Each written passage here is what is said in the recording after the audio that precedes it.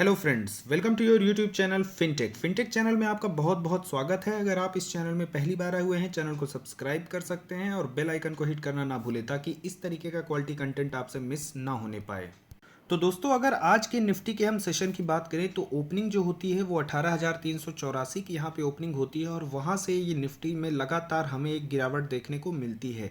Under pressure ये हमें शुरू से ही देखने को मिलता है, कल भी अंडर प्रेशर था और आज भी देखने को मिला और फाइनली इसने यहाँ पे 18,048 का एक लो बनाते हुए वहाँ से इसने सपोर्ट लिया और फाइनली यहाँ पे आप देखेंगे बैंक निफ्टी ने इसको थोड़ा सपोर्ट दिया और फाइनली बैंक निफ्टी ने इसे 18,100 के ऊपर की क्लोजिंग यहाँ पे करने में हेल्प की है। तो जैसा कि आप देख सकते हैं, आज लगभग सारे ही सेक्टर में गिरावट हुई। निफ्टी 50 में लगभग 0.5% की गिरावट देखने को मिली। निफ्टी बैंक में स्टार्टिंग में तो ये फ्लैट था, लेकिन बाद में इसमें जो एक उछाल हुई जिसकी वजह से निफ्टी में थोड़ी हमें एक स्टेबिलिटी देखने को मिली। बाकी के जितने भी हैं निफ्टी 50, निफ्टी नेक्स्ट 50, निफ्टी 100, सब में आपको स्टॉक स्पेसिफिक ही गिरावट देखने को मिली है। सारे हालांकि इंडेसेस गिरे हुए हैं, लेकिन सारे स्टॉक में उतनी गिरावट हमें देखने को नहीं मिली।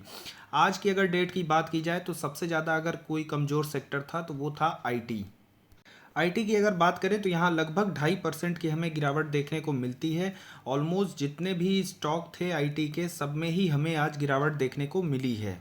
कॉल में अगर देखें तो यहाँ पे 18,220 में सबसे ज़्यादा हमें ओपन इंटरेस्ट देखने को मिल रहा है, जबकि पुट में अगर हम देखें तो 18,100 में सबसे ज़्यादा ओपन इंटरेस्ट देखने को मिल रहा है। यहीं बियर और बुल की एक टसल बनी हुई है, इसीलिए आज निफ्टी जो है 18,100 के नीचे आया तो सही, लेकिन सस्टेन नहीं कर पाया। फाइनली बुल्स ने उसे 18,100 के ऊपर फाइनली उसको पुल करते हुए आप उसको देखेंगे और लास्ट में जो क्लोजिंग हमें देखने को मिलती है वो 18,178 के आसपास देखने को मिलती है। ऑलमोस्ट 18,200 के ही आसपास यहाँ पे देखने को मिल रही है।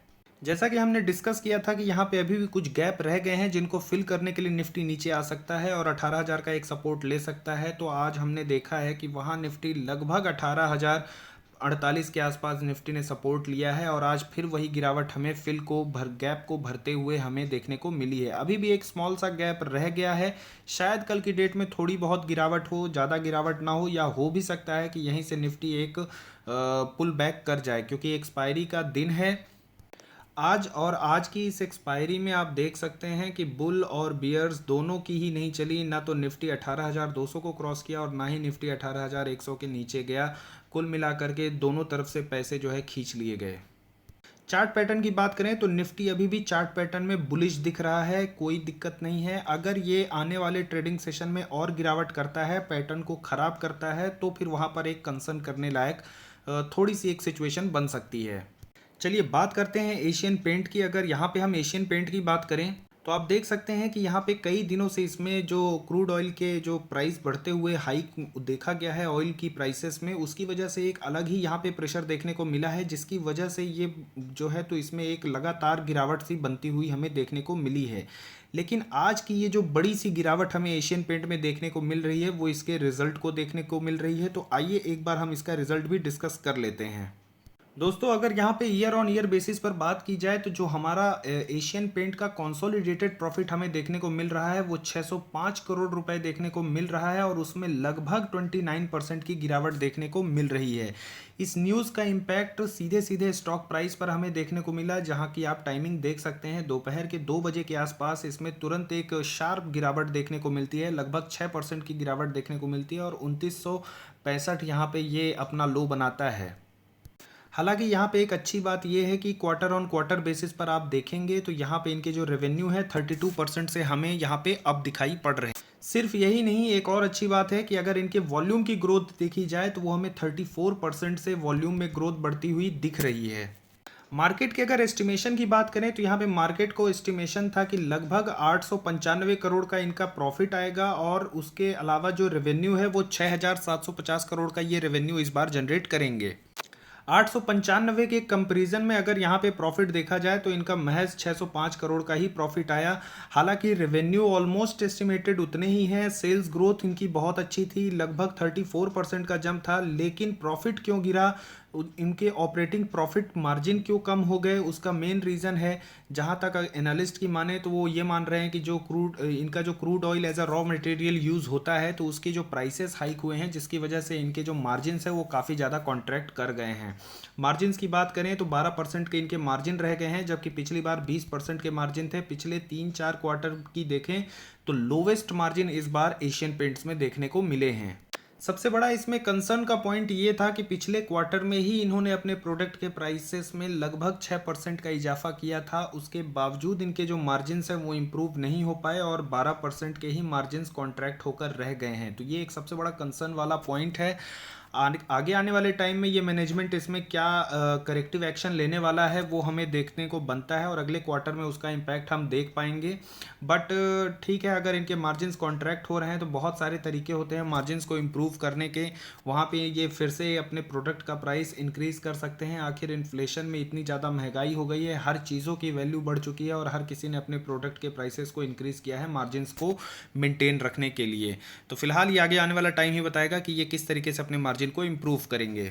एशियन पेंट के आरएसआई की बात करें तो आरएसआई यहाँ पे 29 चल रहा है और फिलहाल ये अपने सपोर्ट रेंज में आ गया है। जो अगर इस पे पोजीशन बनाना चाहते हैं, मुझे लगता है कि एक टेम्परेरी फियर है जो कि एशियन पेंट में बना हुआ है। इनकी सेल्स ग्रोथ बहुत अच्छी है, 34% की सेल्स ग्रोथ है। आने वाले टाइम में ये इनकी जो ग्रोथ है रेवेन्यू में, सेल्स में बनी रहेगी। सिर्फ इनको अपने मार्जिन इंप्रूव करने हैं, वो ये कैसे भी कर सकते हैं। हमें एक सीधा सीधा रीजन तो दिखता है कि प्रोडक्ट प्राइसेस को इम्प्रूव करके अगर ये अपने मार्जिन बढ़ा लें तो बढ़ा ले, बाकी और भी बहुत सारे तरीके होते हैं। क्रूड ऑयल के प्राइसेस ऐसा नहीं है कि आज पहली बार बढ़े हैं। क्रूड ऑयल के प्राइसेस का अगर आप ट्रेंड देखेंगे तो ऐसे हैं, और अगर उनकी वजह से प्रेशर एशियन पेंट में होना होता तो वो ऐसे होता, लेकिन एशियन पेंट का शेयर प्राइस कभी ऐसे नहीं रहा, ना इनके ग्रोथ कभी ऐसे रहे हैं। तो ये सारी चीज़ें जो हैं तो टेम्परेरी हैं, इन सारी चीज़ों से ये टैकल कर लेंगे। इस टेम्परेरी फियर का हमें फ़ायदा उठाना है। अगर ये 3000 पे आप यहाँ पे एक सपोर्ट बनता है, लेना चाह रहे हैं तो ले सकते हैं। फर्दर अगर पोजीशन बनाने का अगर थोड़ा और इंतजार करना चाहते हैं गिरावट अगर होती है तो मेरे हिसाब से 2700 इनके एक और सपोर्ट बनते हुए दिख रहे हैं। वहाँ अगर ये आता है 2700 और 2800 पर, तो वहाँ पर आप इसको और फर्दर पोजीशन बना सकते हैं। दीपक नाइट्राइट कल 12% और आज लगभग 4.8%। इतनी बड़ी गिरावट 2 दिनों में दीपक नाइट्राइट। आज दीपक नाइट्राइट के गिरावट का एक रीज़न सामने समझ में आ रहा है। यहाँ पे जो फिनॉल पर जो कभी एंटी डंपिंग ड्यूटी लगाई गई थी, इनकी एक सब्सिडरी है दीपक फिनॉल। वहाँ पे दीपक फिनॉल जो है तो फिनॉल के सेक्टर में ग्लोबली अगर कहा जाए तो लीडर है, बहुत ही लार्ज प्रोड्यूसर है फिनॉल का। और फिनॉल में हमारी कंट्री में एंटी डंपिंग ड्यूटी लगाई गई थी, और उस एंटी डंपिंग ड्यूटी जो इंपोर्ट में एंटी डंपिंग ड्यूटी है उसको फ़िलहाल गवर्नमेंट ऑफ इंडिया ने रिवोक कर दिया है। वो भी कहाँ से? ईयू से आने वाले फ़िनॉल में, सिंगापुर से आने वाले में, और रिपब्लिक ऑफ कोरिया से जो भी फ़िनॉल हमारा आता है, वहाँ से जो भी फ़िनॉल आ रहा है उसमें इंपोर्ट में एंटी डंपिंग ड्यूटी हटा दी है गवर्नमेंट ने। शायद इस वजह से इतनी ज़्यादा इसमें गिरावट हमें देखने को मिल रही है। लेकिन आपकी जानकारी के लिए मैं बता दूं कि फ़िनॉल का अगर कंट्री में इंपोर्ट सबसे ज़्यादा होता है तो वो है यूएस और चाइना से। ईयू और सिंगापुर से उतना ज़्यादा फिनॉल हमारी कंट्री में इंपोर्ट होता नहीं है। और इसके अलावा दीपक नाइट्राइट जो है तो मेक इन इंडिया का एक इनिशिएटिव है, जहाँ पे ऑलरेडी इनके फिनॉल के प्राइसेस हमारी कंट्री में इतने ज़्यादा सस्ते हैं कि इनका जो सेल्स है वो काफ़ी ज़्यादा हमें बढ़ता हुआ सा दिखा है पिछले कुछ 1-2 सालों में।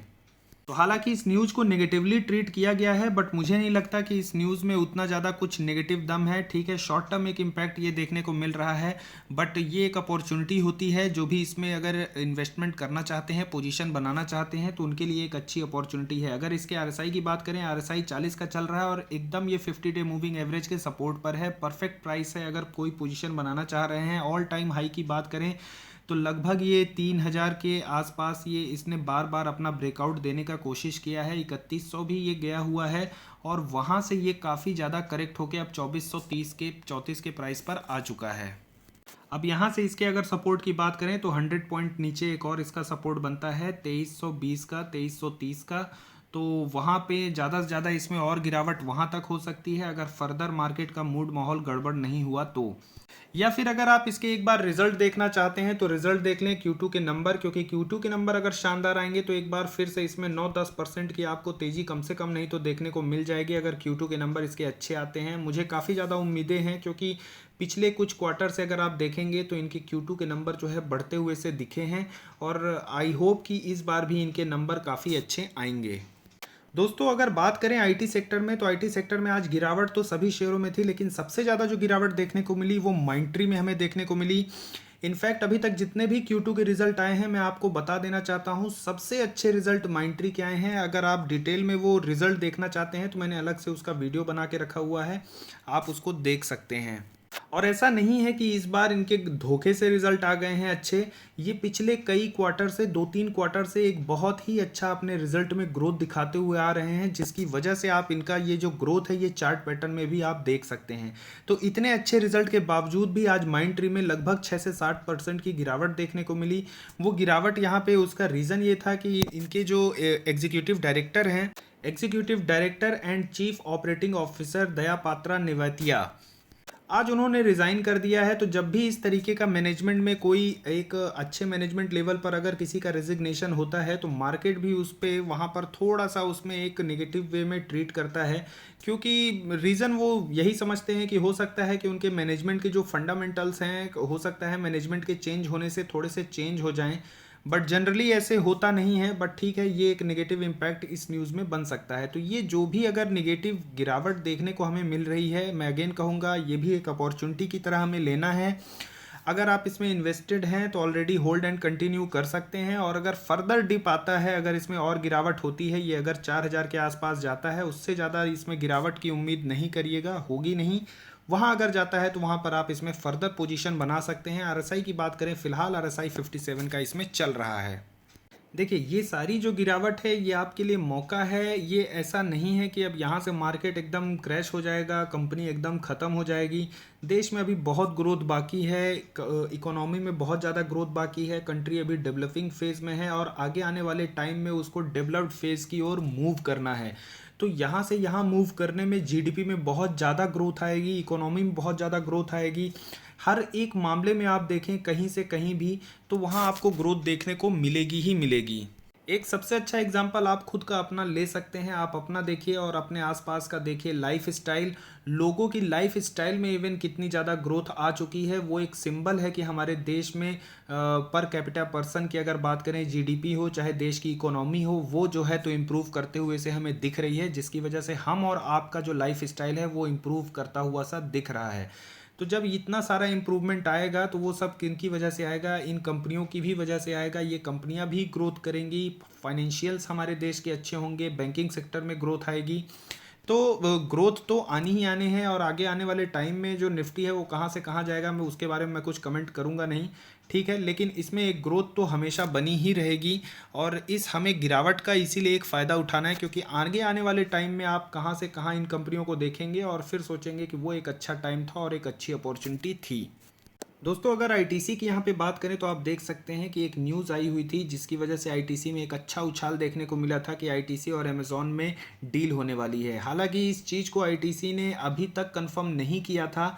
बाद में जब एनएससी ने, सेबी ने उनसे क्वेश्चन किया, तो उसके बाद आईटीसी का जो रिस्पॉन्स था वो ये था कि ये न्यूज़ महज एक स्पेक्यूलेशन है और इसके अलावा और कुछ नहीं है। तो ये इस तरीके की जो न्यूज़ होती है उस पर ये कभी भी आपको बाइंग नहीं करनी होती है, उस न्यूज़ बेसिस पर कभी किसी भी शेयर में परचेज नहीं करना होता है जब तक कि वो न्यूज़ कंपनी के द्वारा कंफर्म ना कर दी गई हो। दोस्तों इस चीज़ के बारे में भी मैंने एक वीडियो बनाया हुआ है, अच्छे शेयर को कब खरीदें, आप उसको देख सकते हैं। उसमें मैंने यही वार्निंग दी है कि इस तरीके से पोजीशन कभी नहीं बना के चलना है। आईटीसी की बात करें तो आईटीसी कंपनी फंडामेंटली बहुत अच्छी है, डेट फ्री कंपनी है, बहुत ही शानदार है। लेकिन अगर इनके रिटर्न्स की हम बात करें तो कंपनी ने अभी तक रिटर्न्स अपने इन्वेस्टर्स को बना के नहीं दिए हैं। तो इस तरीके के अगर स्पेकुलेटिव मूव पे अगर आप न्यूज़ पे अगर आप चल के और परचेजिंग करते हो हायर लेवल पे, तो वो शायद वहाँ पे आप ट्रैप हो सकते हैं। मैं इसलिए बोल रहा हूँ क्योंकि इसमें मुझे लगता है कि वैल्यू अनलॉकिंग तभी होगी जब कंपनी में या तो डिमर्जर की न्यूज़ आए या फिर ये अपने जो फ्लैट से रिजल्ट देने का सिलसिला है उसको ब्रेक कर दे। अगर आईटीसी में इवन इनके रिजल्ट्स में भी अगर अच्छा ग्रोथ बढ़ना चालू हो जाए तो उसके बाद हम बोल सकते हैं कि इनके प्राइस में एक अच्छा मूवमेंट देखने को मिल सकता है। या फिर कंपनी डिमर्जर अनाउंस कर दे, टोबैको के बिजनेस अलग कर दे, क्योंकि अभी एक और न्यूज़ इसमें हमें देखने को मिल रही है कि गवर्नमेंट जो है वो टोबैको पर टैक्सेस और ज़्यादा बढ़ाने की कोशिश कर रही है। यही रीज़न है कि हमें पिछले कुछ 2-3 दिन ट्रेडिंग सेशन से इसमें एक थोड़ा सा प्रेशर देखने को मिल रहा है, क्योंकि टोबैको का बिजनेस हो, एफएमसीजी का बिजनेस हो, होटल के बिजनेस हो, पेपर के बिजनेस हो, सारे बिजनेस आईटीसी में ही मर्ज हैं। और इन्वेस्टर्स की डिमांड है कि इन सारे बिजनेसेस को डीमर्ज किया जाए ताकि इसमें जो वैल्यू अनलॉकिंग है वो हो जाए। अगर डिमर्जर की न्यूज़ आती है उसके बाद अगर आप इसमें शेयर को लेते हैं, मुझे लगता है डिमर्जर के बाद इसमें और भी ज़्यादा प्राइस की जो मूवमेंट है वो बहुत ज़्यादा देखने को मिलेंगे। फिलहाल 20-30 पॉइंट के लिए आप एकदम स्पेकुलेटिव न्यूज़ पर ना जाएं, न्यूज़ कंफर्म हो जाने दीजिए। 10-20 पॉइंट से फ़र्क नहीं पड़ता है इसमें, तो अभी कम से कम 300 400 500 पॉइंट के उछाल बाकी हैं। तो इस तरीके की जब न्यूज़ कंफर्म होगी तो उसमें आप भले चाहे 20-30 पॉइंट छोड़ देंगे लेकिन 300-400 पॉइंट का तो फ़ायदा मिल ही जाएगा। तो इस तरीके की स्पेकुलेटिव न्यूज़ से हमेशा सावधान रहना है। दोस्तों अगर लक्ष्मी केमिकल या लक्ष्मी ऑर्गेनिक की यहाँ पे बात करें तो जब से आईपीओ आया है इसने बहुत ही शानदार रिटर्न अपने इन्वेस्टर्स को बना के दिया है और आगे आने वाले टाइम में मुझे लगता है केमिकल सेक्टर में एक बहुत बड़ा मल्टीबैगर बन के उभर सकता है। फिलहाल की बात करें तो ये अंडर प्रेशर हमें दिख रहा है। उसका रीज़न ये है कि इनके जो कुछ प्लांट्स हैं महाराष्ट्र में जब फ्लड आया हुआ था तो उसकी वजह से काफ़ी टाइम के लिए इनके जो प्लांट्स थे, मैन्युफैक्चरिंग यूनिट्स थी, वो बंद थी और उसकी वजह से ही मार्केट को ये एक्सपेक्टेशन है कि इस बार जो इनके रिजल्ट हैं वो शायद इन द लाइन नहीं आएंगे, रिजल्ट में एक गिरावट देखने को मिलेगी जिसकी वजह से ये गिरावट ऑलरेडी इसमें हो रही है। बात करें कंपनी की तो कंपनी स्मॉल कैप की है, तो स्मॉल कैप के साथ साथ यहाँ पे थोड़ा सा रिस्क भी एसोसिएटेड रहता है। जैसा कि आप देख सकते हैं कई बार ये अपर सर्किट भी मारता है तो कई बार यहाँ पे लोअर सर्किट भी हमें देखने को मिलता है। फिलहाल करंट प्राइस की बात करें तो ये एकदम सपोर्ट प्राइस पे अभी चल रहा है। मार्केट की गिरावट और इसमें ऑलरेडी जो एक स्पेकुलेशन बना हुआ है कि शायद इसमें रिजल्ट इन द लाइन नहीं आएंगे, उसकी वजह से ऑलरेडी इसमें ठीक ठाक एक गिरावट हमें देखने को मिल रही है। फिलहाल करंट मार्केट प्राइस पर पे भी अगर आप स्मॉल क्वांटिटी लेना चाहें तो ले सकते हैं और उसके बाद अगर ये फर्दर गिरावट होती है तो आपको यहाँ पे अगर मैं इसके और सपोर्ट की बात करूँ तो यहाँ पे हमें जो इसके सपोर्ट देखने को मिलते हैं वो लगभग 439 और 400 के आसपास एक इसका अगला और सपोर्ट हमें देखने को मिल रहा है। आरएसआई की बात करें, आरएसआई यहाँ पे 39 का चल रहा है, यानी कि ये अब फियर जोन में हमें दिखने वाला है। स्मॉल कैप में जब आप इन्वेस्ट कर रहे हैं दोस्तों तो बहुत ही कम, मेरे हिसाब से अपने कैपिटल का 1% ही इन्वेस्ट करें और इन्वेस्ट करके उसको छोड़ दें।